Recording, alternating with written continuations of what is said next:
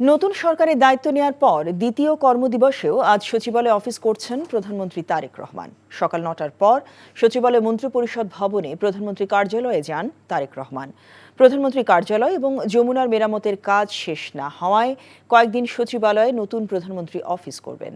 এদিকে সকালে প্রধানমন্ত্রী তারেক রহমানের সাথে সাক্ষাৎ করেছেন ৩ বাহিনী প্রধান। প্রধানমন্ত্রীকে শুভেচ্ছা জানান তাঁরা। প্রধানমন্ত্রীর সভাপতিত্বে ফ্যামিলি কার্ড বিতরণের কর্মপরিকল্পনা নিয়ে আন্তঃমন্ত্রণালয় বৈঠক করেন মন্ত্রিসভার সদস্যরা। বৈঠকে দ্রুত সময়ের মধ্যে ফ্যামিলি কার্ড বিতরণ কর্মসূচি শুরু করার পরামর্শ দেন প্রধানমন্ত্রী। পর্যায়ক্রমে ৫ কোটি পরিবারকে ফ্যামিলি কার্ড দেয়া হবে বলে জানিয়েছেন তথ্যমন্ত্রী জহিরুদ্দিন স্বপন। তিনি জানান, অগ্রাধিকারের ভিত্তিতে প্রত্যেক পরিবারের নারী সদস্যরা ফ্যামিলি কার্ড পাবেন। সকালে সচিবালয়ে এসব কথা বলেন তথ্যমন্ত্রী। মাননীয় প্রধানমন্ত্রীর কাছ থেকে চূড়ান্তভাবে নির্দেশ পেয়েছি। আপনারা জানেন যে আমাদের বহুল প্রচারিত যে প্রতিশ্রুতি ফ্যামিলি কার্ড, আমরা ইনশাল্লাহ এই মাস থেকেই, ঈদের আগেই আমরা আমাদের এই ফ্যামিলি কার্ড বন্টনের কাজ বাস্তবায়ন শুরু করব ইনশাল্লাহ। বাংলাদেশের প্রতিটি পরিবারের নারী সদস্য পর্যায়ক্রমে এই ফ্যামিলি কার্ড পাবেন। সংস্কারের ব্যাপারে বিএনপির যে দোদুল্যমান অবস্থা তা যেন জুলাই গণহত্যা বিচারের ক্ষেত্রে না হয় সে প্রত্যাশা জানিয়েছেন এনসিপির সদস্য সচিব আখতার হোসেন। বৃহস্পতিবার জুলাই গণহত্যার বিচার কাজের অগ্রগতি জানতে ট্রাইব্যুনালে এসে এই কথা বলেন তিনি। এ সময় তিনি আরও বলেন, শেখ হাসিনা সহ মৃত্যুদণ্ডপ্রাপ্ত আসামিদের দেশে ফিরিয়ে সাজা নিশ্চিত করা বিএনপি সরকারের দায়িত্ব। আন্তর্জাতিক অপরাধ ট্রাইব্যুনালের মামলায় পলাতক অন্য আসামিদেরও দ্রুত দেশে ফিরিয়ে আনার দাবি জানান আখতার হোসেন। আন্তর্জাতিক অপরাধ ট্রাইব্যুনালের বিচার কাজ চলমান থাকবে বলে জানিয়েছেন চিফ প্রসিকিউটর তাজুল ইসলাম। বলেন, ট্রাইব্যুনালের বিচার কাজ নিয়ে সরকার ইতিবাচক। টিএফআই সেলে গুম ও নির্যাতনের ঘটনায় শেখ হাসিনা ও ১০ সেনা কর্মকর্তা সহ ১৭ আসামির বিরুদ্ধে পরবর্তী সাক্ষ্য গ্রহণ ২৫ ফেব্রুয়ারি। বিশেষ করে আপনার গতকালকে হয়তো দেখেছেন মাননীয় আইনমন্ত্রী তিনি বলেছেন যে আন্তর্জাতিক অপরাধ ট্রাইব্যুনালের যে কার্যক্রম সেটা স্বাভাবিক গতিতেই চলমান থাকবে। সুতরাং আমরা আশা করছি দেশবাসীর মতো আমাদেরও তো প্রত্যাশা যে যেখানে বিচারের জায়গা বিচারের মতো চলমান থাকে। এত বড় বৃহৎ জনগোষ্ঠীতে বিএনপি যদি ওভারটেক করার চেষ্টা করে, জনচাপে পড়েই তারা এটা আর পারবে না। এবং আমরা জানি তারা জল ঘোলা করে জনচাপে বাধ্য হয়েই সংবিধান সংস্কার পরিষদের শপথ নিতে তারা বাধ্য হবে।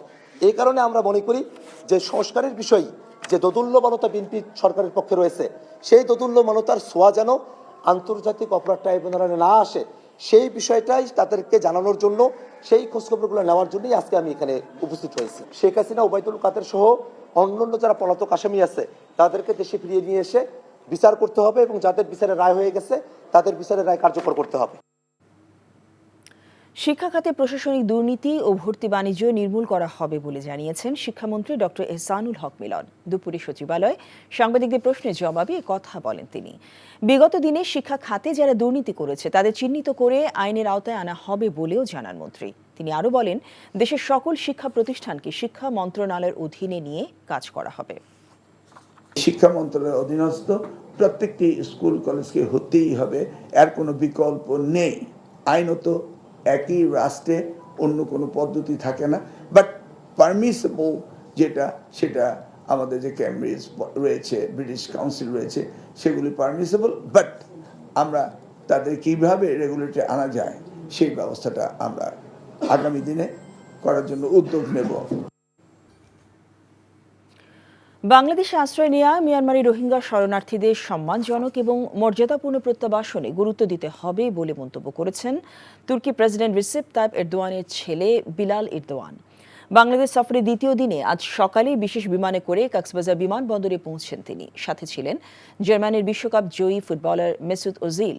এরপর কক্সবাজার শরণার্থী ত্রাণ ও প্রত্যাবাসন কমিশনার মোহাম্মদ মিজানুর রহমানের সাথে সৌজন্য সাক্ষাৎ করেন। পরে সাংবাদিকদের বিলাল এরদোয়ান বলেন, রোহিঙ্গা একটি মানবিক সংকট, তাদের সম্মানজনক এবং মর্যাদাপূর্ণ প্রত্যাবাসনে গুরুত্ব দিতে হবে বিশ্ব সম্প্রদায়কে।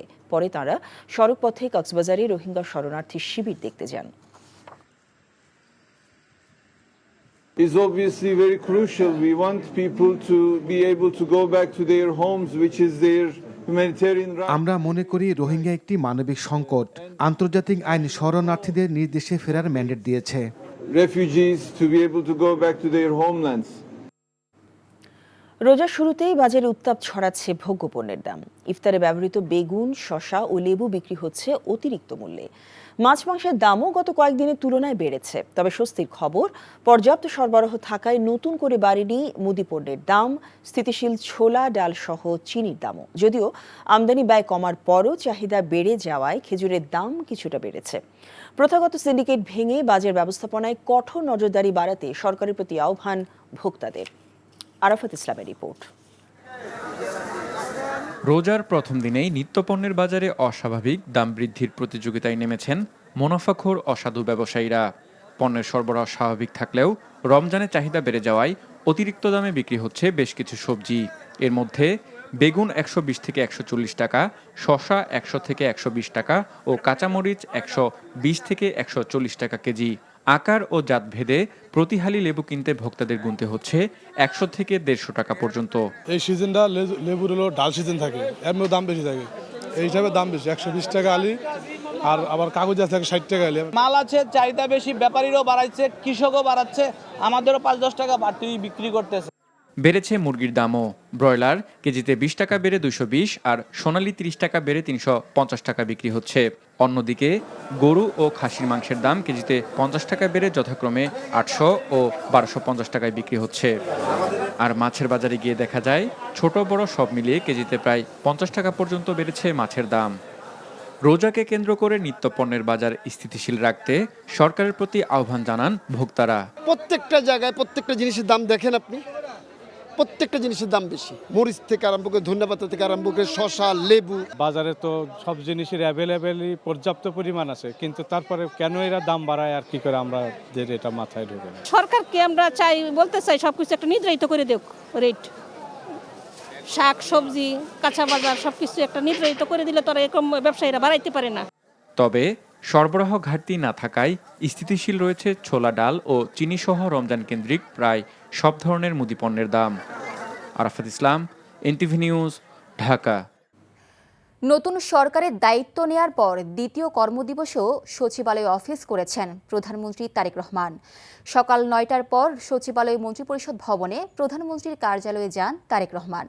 প্রধানমন্ত্রীর কার্যালয় এবং যমুনার মেরামতের কাজ শেষ না হওয়ায় কয়েকদিন সচিবালয়ে নতুন প্রধানমন্ত্রী অফিস করবেন। এদিকে সকালে তারেক রহমানের সাথে সাক্ষাৎ করে 3 বাহিনীর প্রধানমন্ত্রীকে শুভেচ্ছা জানান। প্রধানমন্ত্রীর সভাপতিত্বে ফ্যামিলি কার্ড বিতরণের কর্মপরিকল্পনা নিয়ে আন্তঃমন্ত্রণালয় বৈঠক করেন মন্ত্রিসভার সদস্যরা। বৈঠকে দ্রুত সময়ের মধ্যে ফ্যামিলি কার্ড বিতরণ কর্মসূচি শুরু করার পরামর্শ দেন প্রধানমন্ত্রী।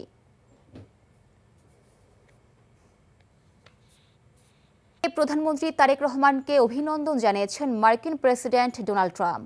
বুধবার এক চিঠিতে এ অভিনন্দন জানান ট্রাম্প। চিঠিতে আমেরিকান জনগণের পক্ষ থেকে তারেক রহমানের ঐতিহাসিক বিজয়ে শুভেচ্ছা ও সফলতা কামনা করা হয়। এতে বলা হয়, যুক্তরাষ্ট্র ও বাংলাদেশের সম্পর্ক পারস্পরিক সম্মান এবং একটি উন্মুক্ত ইন্দো প্যাসিফিক অঞ্চলে শক্তিশালী ও সার্বভৌম রাষ্ট্রগুলোর সমৃদ্ধি নিশ্চিত করার যৌথ স্বার্থের ভিত্তিতে গড়ে উঠেছে। নবনির্বাচিত প্রধানমন্ত্রীর নেতৃত্বে দুই দেশের বাণিজ্যিক সম্পর্ক আরও এগিয়ে যাবে বলে আশা প্রকাশ করেন ট্রাম্প। মেরুদণ্ড সোজা রেখে জনগণের স্বার্থকে প্রাধান্য দিয়ে পররাষ্ট্রনীতি চালানো হবে বলে জানিয়েছেন পররাষ্ট্র প্রতিমন্ত্রী শামা ওবায়েদ। পাশাপাশি সব রাষ্ট্রের সাথে সুসম্পর্ক রেখে কাজ করা হবে বলে জানান তিনি। রাজধানীর পররাষ্ট্র মন্ত্রণালয়ের দ্বিতীয় কার্যদিবসে ব্রিফিংয়ে একথা জানান তিনি। জানান, ভারতে অবস্থানরত মানবতা বিরোধী অপরাধে দণ্ডিত অপরাধী শেখ হাসিনাকে ফেরত আনার প্রক্রিয়া চলমান থাকবে। বিভিন্ন দেশের ভিসা প্রক্রিয়া সহজ করতে শীঘ্রই সরকার কাজ শুরু করবে বলে জানান তিনি। বাংলাদেশের নির্বাচিত সরকারকে বহির্বিশ্বের ভিন্ন চোখে দেখতে হবে জানিয়ে তিনি বলেন, সবার আগে বাংলাদেশ নীতিতে চলবে সরকার। সংবিধান সংস্কার পরিষদে শপথ না নিয়ে বিএনপি সংস্কার ও গণরায়ের বিরুদ্ধে অবস্থান নিয়েছে বলে অভিযোগ করেছেন এনসিপির আহ্বায়ক ও বিরোধী দলীয় চিফ হুইপ নাহিদ ইসলাম। দুপুরে দলীয় কার্যালয়ে সংবাদ সম্মেলনে তিনি এ অভিযোগ করেন। বলেন, গণভোট বাতিল হলে বর্তমান সরকারেরও কোনো বৈধতা থাকবে না। বর্তমান মন্ত্রিসভা অন্তর্ভুক্তিমূলক ও তারুণ্য নির্ভর নয় বলেও মত তার। ঋণখেলাপিদের মন্ত্রিত্ব দেওয়ার বিষয়েও কঠোর সমালোচনা করেন নাহিদ ইসলাম। বলেন সরকারি দলের ৬২% সংসদ সদস্য ঋণ খেলাপি, যার পরিমাণ প্রায় ১৮,৮৬৮ কোটি টাকা। তারা কবে এবং কিভাবে এই ঋণ পরিশোধ করবে এই বিষয়ে সুস্পষ্ট বক্তব্য আসা প্রয়োজন। ফ্যাসিস্ট আওয়ামী লীগের পুনর্বাসনের চেষ্টা চলছে এবং এসব কর্মকাণ্ড সরকারি দলের প্রশ্রয় হচ্ছে বলেও অভিযোগ করেন নাহিদ। জনগণ আমাদেরকে পাঠিয়েছে সংবিধান সংস্কার পরিষদের সদস্য হিসেবে সংবিধান সংস্কার করার জন্য। আমরা আমাদের দায়িত্ব পালন করেছি, বিএনপি তার দায়িত্ব পালন করেনি। বিএনপি সংস্কারের বিরুদ্ধে, গণরায়ের বিরুদ্ধে অবস্থান করেছে, জনগণ সেটা বিচার করবে। আমরা আশঙ্কা করছি যে এই নির্বাচনে এরকম একটা যোগসাযোগ হয়েছে ভারত, আওয়ামী লীগ এবং বিএনপির মধ্যে। কিন্তু এইটা যদি এখন আওয়ামী লীগ সেটার বিনিময়ে, এই ভোট ব্যাংকের বিনিময়ে যদি আওয়ামী লীগের রাজনীতিকে পুনর্বাসনের চেষ্টা করা হয়, তাদের কার্যক্রমকে সুযোগ করে দেওয়া হয়, তাহলে তা কঠোরভাবে প্রতিহত করা হবে। বাংলাদেশে আশ্রয় নেওয়া মিয়ানমারের রোহিঙ্গা শরণার্থীদের সম্মানজনক এবং মর্যাদাপূর্ণ প্রত্যাবাসনে গুরুত্ব দিতে হবে বলে মন্তব্য করেছেন তুর্কি প্রেসিডেন্ট রিসেপ তাইয়েপ এরদোয়ানের ছেলে বিলাল এরদোয়ান। বাংলাদেশ সফরের দ্বিতীয় দিনে আজ সকালে বিশেষ বিমানে করে কক্সবাজার বিমানবন্দরে পৌঁছেন তিনি। সাথে ছিলেন জার্মানির বিশ্বকাপ জয়ী ফুটবলার মেসুত ওজিল। এরপর কক্সবাজার শরণার্থী ত্রাণ ও প্রত্যাবাসন কমিশনার মোহাম্মদ মিজানুর রহমানের সাথে সৌজন্য সাক্ষাৎ করেন। পরে সাংবাদিকদের বিলাল এরদোয়ান বলেন, রোহিঙ্গা একটি মানবিক সংকট, তাদের সম্মানজনক এবং মর্যাদাপূর্ণ প্রত্যাবাসনের গুরুত্ব দিতে হবে বিশ্ব সম্প্রদায়কে। পরে তারা সড়ক পথে কক্সবাজারে রোহিঙ্গা শরণার্থী শিবির দেখতে যান। রোহিঙ্গাদের সাথে ইফতার করেন বিলাল ও ওজিল।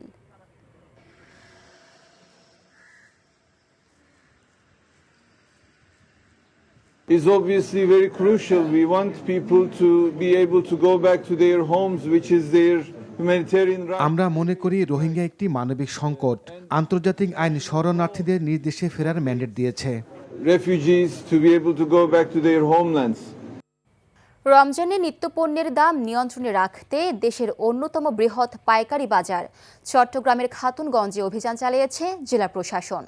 দুপুরে জেলা প্রশাসক জাহিদুল ইসলাম মিয়ার নেতৃত্বে অভিযান পরিচালিত হয়। এ সময় আড়তে গিয়ে পেঁয়াজ, খেজুর, ডাল, চিনি, ছোলা সহ বিভিন্ন পণ্যের দাম যাচাই করা হয়।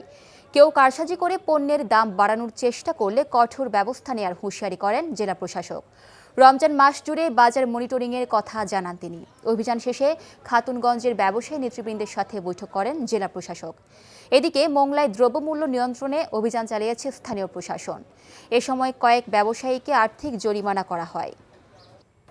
নোয়াখালীর হাতিয়ায় ধর্ষণের অভিযোগে 6 জনকে আসামি করে জেলা নারী ও শিশু নির্যাতন দমন ট্রাইব্যুনালে মামলা দায়ের করেছেন ভুক্তভোগী ওই নারী। বিচারক তদন্ত করে এই বিষয়ে আইনগত ব্যবস্থা নিতে হাতিয়া থানার ওসিকে নির্দেশ দিয়েছেন। বুধবার রাতে বাদী হয়ে মামলা করেন। বাদীর আইনজীবী নোমান সিদ্দিক গত রাতে এই তথ্য গণমাধ্যমকে নিশ্চিত করেছেন। এ বিষয়ে হাতিয়া থানার ভারপ্রাপ্ত কর্মকর্তার সাথে মুঠোফোনে যোগাযোগ করা হলে তাকে পাওয়া যায়নি। পুলিশ জানায়, সদ্য সমাপ্ত জাতীয় সংসদ নির্বাচনে ভোট দেয়াকে কেন্দ্র করে 13 ফেব্রুয়ারি রাতে আসামিরা অজ্ঞাত পরিচয়ে সন্ত্রাসীদের নিয়ে হাতিয়ার ধানসিঁড়ি আশ্রয়ণ প্রকল্পে হামলা চালায়। এ সময় বাদীর বসতঘরে ঢুকে স্বামীসহ তাকে পিটিয়ে জখম করার পর সংঘবদ্ধ ধর্ষণ করে। নওগাঁ 5 আসন থেকে বিএনপির নবনির্বাচিত সংসদ সদস্য জাহিদুল ইসলাম ধলুকে সংবর্ধনা দেওয়া হয়েছে।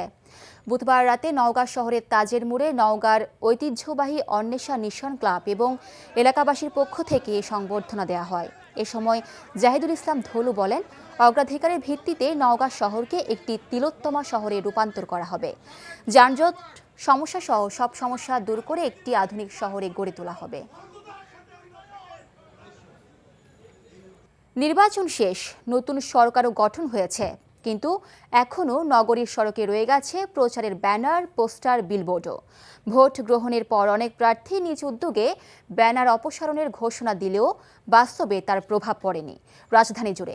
বিপুল পরিমাণ নির্বাচনী বর্জ্য অপসারণ করতেও হিমশিম খাচ্ছে ঢাকার 2 সিটি কর্পোরেশন। নাজিবুর রহমানের রিপোর্ট। নির্বাচনের প্রায় 150 ঘন্টা পেরিয়েছে। জয় পরাজয়ের কারণ বিশ্লেষণও শেষ অনেকের, কিন্তু রাজধানীর সড়ক জুড়ে এখনও রয়ে গেছে দৃষ্টি দূষণ। সড়ক বিভাজক, বৈদ্যুতিক খুঁটি কিংবা সরকারি স্থাপনা এখনও দখলে নির্বাচনী পোস্টার, ব্যানারে।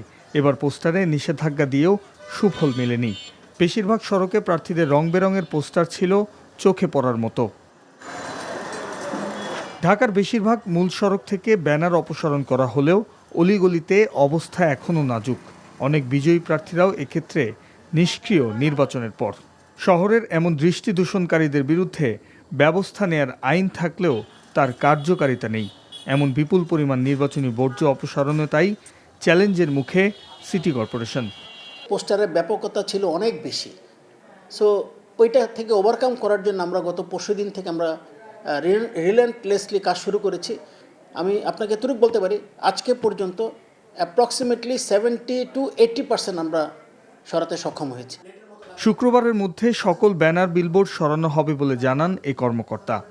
আগামী কালকের ভিতরে আমরা অলমোস্ট শতভাগ আমরা অপসারণ করতে সক্ষম হব। আমরা ওনাদের লিমিটেশনটা বুঝতে পারছি, ওনারাও কিন্তু ওরকমভাবে কনসেন্ট্রেট করতে পারেনি, বাট হাউএভার আমরা যেহেতু কাজটা শুরু করেছি, ইনশাল্লাহ আমরাই শেষ করছি, আর ওনাদেরকে আর আমরা এটা নিয়ে আর ইনভলভ করতে চাচ্ছি না আর কি। নির্বাচনের পর এখন পর্যন্ত ঢাকার 2 সিটি কর্পোরেশন কয়েক লাখ পোস্টার ব্যানার অপসারণ করেছে। Najibur Rahman, NTV news, Dhaka. BNP সরকারের প্রতিশ্রুতি অনুযায়ী ঈদের আগে ফ্যামিলি কার্ড কর্মসূচি স্বল্প পরিসরে চালু করতে যাচ্ছে সরকার। পরবর্তীতে তা পর্যায়ক্রমে বৃদ্ধি করা হবে। এছাড়া মে থেকে শুরু হবে 5 কোটি বৃক্ষরোপণ কার্যক্রম। আগামী 1 সপ্তাহের মধ্যে খাল খনন কর্মসূচি শুরুর বিষয়েও সিদ্ধান্ত হয়েছে।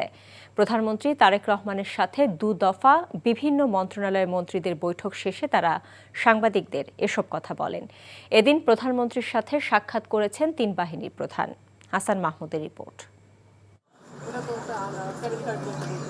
দায়িত্ব নেয়ার দ্বিতীয় দিনে সচিবালয়ের কার্যালয়ে ব্যস্ত দিন কাটিয়েছেন প্রধানমন্ত্রী তারেক রহমান। এদিন প্রধানমন্ত্রীর সাথে সাক্ষাৎ করেন 3 বাহিনীর প্রধানগণ। সেনা, নৌ ও বিমান বাহিনীর প্রধানরা শুভেচ্ছা জানান প্রধানমন্ত্রীকে। পরে মন্ত্রীদের সাথে ধারাবাহিক বৈঠক করেন তারেক রহমান।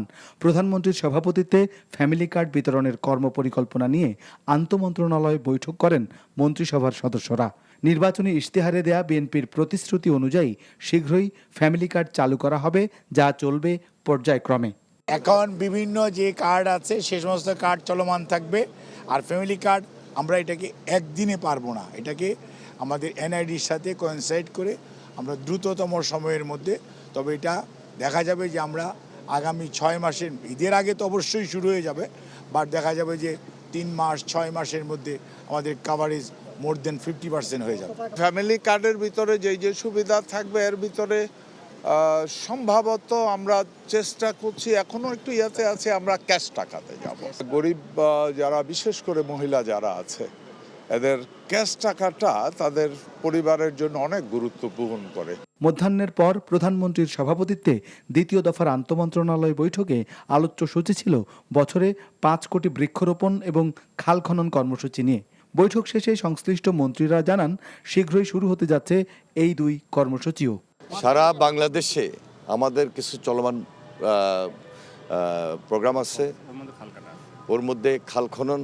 সেই খাল খনন কর্মসূচিটা করতে হলে এটা একটা 4টা মিনিস্ট্রির একটা কনসার্ন, এবং কবে নাগাদ আমরা শুরু করতে পারবো এটা আমরা এই সপ্তাহে বসে, পরবর্তী সপ্তাহে বসে সিদ্ধান্ত নিব। এবং সিদ্ধান্তটা খুবই গুরুত্বপূর্ণ এই কারণে যে এই কাজটা আমাদেরকে 180 দিনের মধ্যে শুরু এবং ম্যাক্সিমামটা করতে হবে। মে মাসে আমাদের শুরু হবে, এটা জুলাইয়ের পরে তো আর লাগানো যায় না। তো এবছর তো এত 5 কোটি আগে চারা করা হয় নাই। এখন আমরা আমাদের যে 3টা ডিপার্টমেন্ট যেখানে যেখানে চারা পাওয়া যায়, আমাদের এগ্রিকালচার ডিপার্টমেন্টের কিছু আছে, আমাদের এনভায়রনমেন্টের ফরেস্টের কিছু আছে, আরেকটা কোথায় যদি আছে, আর প্রাইভেট সেক্টরও আছে নার্সারিগুলোতে। এগুলো সব খোঁজ করে যা পাওয়া যায় সবই আমরা লাগাবো। বৈঠক শেষে সচিবালয় ত্যাগ করেন প্রধানমন্ত্রী। Hasan Mahmud, NTV news, Dhaka. শিক্ষা ব্যবস্থার কারিকুলাম পর্যালোচনা করার কথা জানিয়ে শিক্ষামন্ত্রী ডক্টর এহসানুল হক মিলন বলেছেন, শিক্ষা খাতে প্রশাসনিক দুর্নীতি, ভর্তি ও বদলি বাণিজ্য চলবে না, থাকবে না কোনো সিন্ডিকেট। অন্যদিকে সড়ক, সেতু ও নৌ পরিবহন এবং রেলমন্ত্রী রবিউল আলম বলেছেন, সড়কে চাপ প্রয়োগ করে কেউ চাঁদা নেবে সে সুযোগ নেই। সচিবালয়ে সাংবাদিকদের এসব কথা বলেন তারা। হাসান মাহমুদের আরেকটি রিপোর্ট। কর্মব্যস্ততার দ্বিতীয় দিনে মন্ত্রণালয়ের বিভিন্ন পর্যায়ের কর্মকর্তাদের সাথে বৈঠক শেষে সাংবাদিকদের মুখোমুখি হন শিক্ষা এবং প্রাথমিক ও গণশিক্ষা মন্ত্রী প্রতিমন্ত্রী। প্রশিক্ষণ সংখ্যা, বই বিতরণ, শিক্ষার কারিকুলাম পর্যালোচনা করা হবে জানিয়ে ডক্টর এহসানুল হক মিলন জানান, শিক্ষা নিয়ে কোনো রাজনীতি করা যাবে না।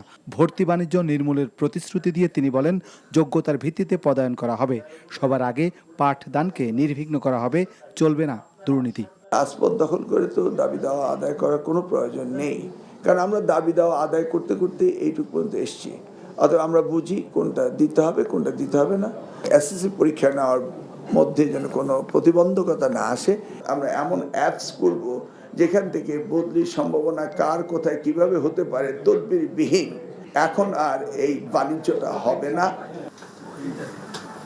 এদিকে সেতু ভবন, রেল ভবন সহ বেশ কিছু কার্যালয় পরিদর্শন শেষে মন্ত্রণালয়ে সাংবাদিকদের মুখোমুখি হয়ে সড়ক, সেতু, নৌপরিবহন ও রেলমন্ত্রী জানান, সড়কে কারো চাঁদা নেয়ার সুযোগ নেই।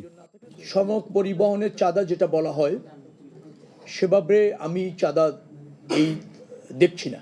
বাস মালিক সমিতি আছে, আবার শ্রমিক সমিতিগুলিও আছে, ফেডারেশন আছে। তারা তাদের কল্যাণে, এটা একটা অলিখিত বিধির মতো কোনো সময় তাদের কল্যাণেই তারা এটা ব্যয় করে, বিধায় কালেক্ট করে তাদের সম্মতিতে। যে দল ক্ষমতায় থাকে সেই দলের শ্রমিক সংগঠনদেরও একটা আধিপত্য থাকে, এটা আছে। কিন্তু এইটা চাঁদা আকারে আমাদের কাছে দেখার সুযোগ হচ্ছে না, কারণ তারা সমঝোতার ভিত্তিতে করছে। চাঁদাবাজি এরকম যদি কেউ করতে আসে তা কোনো সুযোগ নেই। আগামী ঈদে বাড়ি ফেরা নির্বিঘ্ন করা হবে বলেও আশ্বস্ত করেন মন্ত্রী। Hasan Mahmud, NTV news, Dhaka. গণমাধ্যমের ওপর আবারও ফ্যাসিবাদের খড়ক নেমে এসেছে বলে অভিযোগ করেছেন জামায়াত ইসলামীর আমির ও সংসদে বিরোধী দলীয় নেতা ডাক্তার শফিকুর রহমান। তিনি জানান, কয়েকটি গণমাধ্যমে সাংবাদিকদের চাকরিচ্যুতির খবর এসেছে, যা কোনোভাবেই গ্রহণযোগ্য নয়। এমন ঘটনা স্বাধীন ও মুক্ত গণমাধ্যমের অন্তরায়। বিকেলে রাজধানীর মিরপুরে ইয়াতিমদের সম্মানে ইফতার মাহফিলে প্রধান অতিথির বক্তব্যে এসব কথা বলেন তিনি। দায়িত্বশীল বিরোধী দল হিসেবে দেশকে এগিয়ে নিতে ও দুর্নীতিমুক্ত দেশ করতে সরকারকে সর্বাত্মক সহায়তা করবেন জানিয়ে জামায়াত আমির বলেন, জনগণের পক্ষে সবসময় ভূমিকা রাখবেন তারা। অন্যায়ের বিরুদ্ধে প্রয়োজনে জনগণকে সঙ্গে নিয়ে সর্বাত্মক প্রতিরোধও গড়ে তুলবে বিরোধী দল। ডাক্তার শফিক আরও বলেন, দেশের মানুষের বিপরীতে কিছু হলে বিরোধী দল হিসেবে 18 কোটি মানুষের পক্ষে থাকবে। মানুষের ক্ষতি হবে এমন কাজ থেকে সরকার ও বিরোধী দল দূরে থাকবে এমন আশাও তার। পক্ষ থেকে আমরা সরকারকে অনুরোধ জানাবো, সংখ্যাগরিষ্ঠ এই মুসলমানের দেশে আমরা আশা করব আপনারা সম্মান প্রদর্শন করবেন। কিন্তু যদি তারা না করেন, আমরা সংসদে এবং জনগণের কাতারে দাঁড়িয়ে প্রতিবাদ করব। শুধু সাংবাদিক না, কোনো একটা সরকারি, আধা সরকারি, স্বায়ত্তশাসিত বেসরকারি প্রতিষ্ঠানের একজন পিয়নের উপরেও যেন সেই আঘাত না আসে। যারা যেখানে ছিল তাদেরকে পুনর্বহাল করুন। যদি না করেন তাহলে আপনারাই এক না একপন্থী শাসন ব্যবস্থা কায়েম করার জন্য এবং ফ্যাসিবাদ ফিরিয়ে আনার জন্য আপনারা দায়ী থাকবেন। বিএনপি সরকারের জন্য অভ্যন্তরীণ ও আন্তর্জাতিক ঋণের কঠিন বোঝা অপেক্ষা করছে জানিয়ে সিপিটির সম্মানীয় ফেলো ডক্টর দেবপ্রিয় ভট্টাচার্য বলেছেন, সরকারের ঋণ পরিস্থিতি আওয়ামী লীগ সরকারের চেয়েও নাজুক। সকালে রাজধানী ব্র্যাক সেন্টারে নাগরিক প্ল্যাটফর্ম আয়োজিত মিডিয়া ব্রিফিংয়ে তিনি বলেন, বন্দরসহ অন্তর্বর্তী সরকারের করা বৈদেশিক চুক্তিগুলো পুনর্মূল্যায়ন করতে হবে। বলেন, জনতুষ্টি নয়, বাজেট সহ ইশতেহার বাস্তবায়নে সংযমী হতে হবে। সেলিম মালিকের রিপোর্ট। একদিকে নিত্যপণ্যের অতিমূল্যে নাকাল ভোক্তারা, খেলাপি ঋণের জর্জরিত ব্যাংক খাত, লাল ফিতার দৌরাত্মে নতুন বিনিয়োগে ভরসা পাচ্ছে না দেশি বিদেশি বিনিয়োগকারীরা। এমন বাস্তবতায় নিরঙ্কুশ সমর্থন নিয়ে ক্ষমতায় বিএনপি সরকার। নাগরিক প্ল্যাটফর্মের মিডিয়া ব্রিফিংয়ে সংগঠনটির আহ্বায়ক ডক্টর দেবপ্রিয় ভট্টাচার্য জানান, সরকারি ঋণ পরিস্থিতি বেশ নাজুক। তো এই সরকার ঋণ পরিস্থিতি যেভাবে পেয়েছিল, দায় দেনা পরিস্থিতি যেরকমভাবে পেয়েছিল, তার চেয়ে আরেকটু খারাপ অবস্থাতে রেখে গেছে। এইটি হলো সত্য। সেটা হলো রাজস্ব আদায়ের কারণে, অভাবের কারণে হতে পারে, বা চলতি ব্যয়কে তারা সংকোচন করতে পারে নাই দেখে, বা এডিপির বা বার্ষিক উন্নয়ন কর্মসূচির কোনো সামঞ্জস্য বিধান করে নাই দেখে। তিনি বলেন, অন্তর্বর্তী সরকারে করা সব আন্তর্জাতিক চুক্তি মূল্যায়নের পাশাপাশি আগামী উন্নয়ন পরিকল্পনার ব্লুপ্রিন্ট তৈরি করা জরুরি। ট্রানজিশন টিমের একটা ব্লুবুক তৈরি করতে হবে, এটা বাইরে থেকে করার দরকার নাই। ওই ব্লুবুকটা হলে পরে সরকারের দায় দেনা পরিস্থিতি এবং দায়িত্ব কি হবে তাৎক্ষণিকভাবে এবং পরবর্তীতে কি হবে এইটা খুব পরিষ্কারভাবে আসবে। ওই ব্লুবুক তৈরি করার মাধ্যমে ওই একটা পুরনো গাড়িকে সচল রাখার ক্ষেত্রে কি কি করণীয় সেইগুলি পরিষ্কারভাবে ওইখানে আসবে। এ সময় ডক্টর মুস্তাফিজুর রহমান বলেন, এলডিসি উত্তরণ পেছাতে সরকারকে কৌশলী হতে হবে। মনোনীত হয় যে এলডিসি থেকে সে উত্তরণ করবে, তখন তাকে একটা প্রস্তুতির একটা ডকুমেন্ট দিতে হয়। সেই ডকুমেন্টে কিন্তু বাংলাদেশ একেবারে প্রস্তুত আছে, সব ক্রাইটেরিয়াতে আমরা পূরণ করেছি, এইভাবে কিন্তু গিয়েছে। তাহলে এখন যে চিঠিটা গেল এটার পেছনে কিন্তু তাহলে আবার যুক্তিতর্ক দেখাতে হবে যে কেন সেখান থেকে আমরা সরে আসছি। ওই রিপোর্টকে আমাদের তাহলে এখন বলতে হবে যে ওই রিপোর্ট ভুল ছিল। অনুষ্ঠানে সার্বিক উন্নয়নে আর্থিক আইন 2009 বাস্তবায়ন ও সর্বস্তরে সুশাসন নিশ্চিতের তাগিদ দেন আলোচকরা। সেলিম মালিক, এনটিভি নিউজ, ঢাকা। প্রধানমন্ত্রী তারেক রহমানের পক্ষ থেকে এতিম ও হাফেজ শিশুদের মাঝে ইফতার বিতরণ করেছেন ডাক্তার জুবাইদা রহমান ও ব্যারিস্টার জাইমা রহমান। পবিত্র রমজান মাসের প্রথম দিনেই মিরপুরের ভাসানটেক এলাকায় হাফেজিয়া কোরবানিয়া এতিম মাদ্রাসায় ইফতার বিতরণ করেন তারা। ইফতার বিতরণকালে শিক্ষকদের কাছে মাদ্রাসার খোঁজ নেন এবং শিক্ষার্থীদের সাথে কুশল বিনিময় করেন। তিনি মাদ্রাসার এতিম ও হাফেজ শিশুদের ভবিষ্যতেও খোঁজখবর রাখার প্রত্যাশা জানান। এরপর জাইমা রহমান ও ডাক্তার জুবাইদা রহমান একই এলাকার অন্য একটি মাদ্রাসা ও এতিমখানা পরিদর্শন করে শিক্ষকদের সাথে কথা বলেন। সেখানেই প্রথম রমজানের ইফতার গ্রহণ করেন তারেক রহমানের স্ত্রী ডাক্তার জুবাইদা রহমান ও মেয়ে ব্যারিস্টার জাইমা রহমান।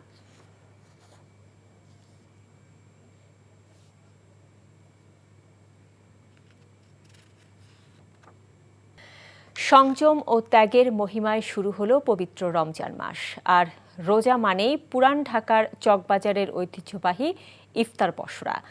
শুরুর দিনেই ক্রেতা বিক্রেতায় মুখর হয়ে উঠেছে পুরান ঢাকার এই ইফতার বাজার।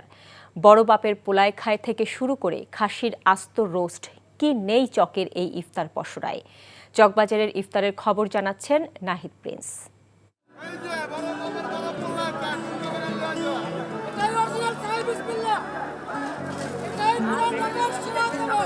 শরবতের রেওয়াজ, কাবাবে আভিজাত্য আর বাতাসের ভাজে ভাজে মশলার মোমো গন্ধ। ঢাকার প্রাণকেন্দ্র চকবাজারে সেই পুরনো ঐতিহ্যের ছোঁয়া। 400 বছরের ঐতিহ্য সেজেছে ইফতারের পসরা। স্বাদ আর আভিজাত্যের মিশেলে এক উৎসব চকবাজারের এই ইফতার বাজার। যে ঐতিহ্যের জন্যই আসছি, বাচ্চাদের দেখানোর জন্য আসছি যে আসলে পুরান ঢাকাতে এরকম ঐতিহ্যবাহী ইফতারি পাওয়া যায়। আমি ফালুদা কিনেছি, কাবাব কিনেছি, আর অনেক কিছু কিনেছি। চকবাজারের বড় বাপের পোলায় খায় নামক ইফতারের মোহ রাজধানীবাসীকে টেনে আনে এই পুরান ঢাকায়। ঘি মশলার জাদুতে চকবাজারের সুতি কাবাবের জুড়ি নেই অন্য কোথাও। আমার বাপ দাদা 14 খানদান করে আইছে, এটার নাম হলো সুতি কাবাব। আলহামদুলিল্লাহ দিতে পারতাছি না ভাইয়া, খুব ভালো বাচ্চা কিনা ভাইয়া, আমি হ্যাপি। দাম বাড়তি ভাই, জিনিসের দাম একটু বাড়তে থাকে, দাম একটু বাড়তে থাকে, জিনিসের দাম কম দেয়, আমরা দাম কমাই দিই। তবে দামে রয়েছে ক্রেতাদের অভিযোগের সুর। তবুও মোহনীয় খাবারের কাছে দাম যেন কোনো বিষয়ই নয়। গতবার যেরকম প্রাইস ছিল এবারও ঠিক ওরকম প্রাইসই আছে। খাসির দাম চাওয়া হচ্ছে 10,000 টাকা, অলরেডি একজন 6,000 টাকা বলছে। 40 বছরের ব্যবসা, আমরা 3 ভাই বেঁচে, ওই যে 2 ভাই আছে ওখানে আছে। প্রজন্মের পর প্রজন্ম ধরে চলে আসা এই আয়োজন ঢাকাকে চিনিয়ে দেয় এক অনন্য ভোজন বিলাসী শহর হিসেবে। Nahid Prince, NTV news, Dhaka. নিম্ন আয়ের মানুষের প্রোটিনের চাহিদা নিশ্চিত করতে সরকার বিশেষ উদ্যোগ গ্রহণ করেছে বলে জানিয়েছেন মৎস্য ও প্রাণী সম্পদ প্রতিমন্ত্রী সুলতান সালাউদ্দিন টুকু। সকালে রাজধানীর মহাখালীতে কম দামে দুধ, ডিম ও মাংস বিক্রি কার্যক্রমের উদ্বোধনের সময় তিনি একথা বলেন।